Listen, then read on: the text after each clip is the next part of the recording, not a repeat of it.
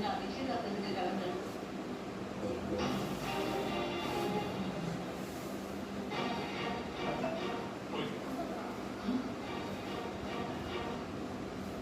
நிச்சயதார்த்தம் நல்லபடியா நடக்க நான் என்னோட வாழ்க்கை சொன்னேன்னு நீ பிரபு கிட்ட சொல்லிட்டு மம்மி.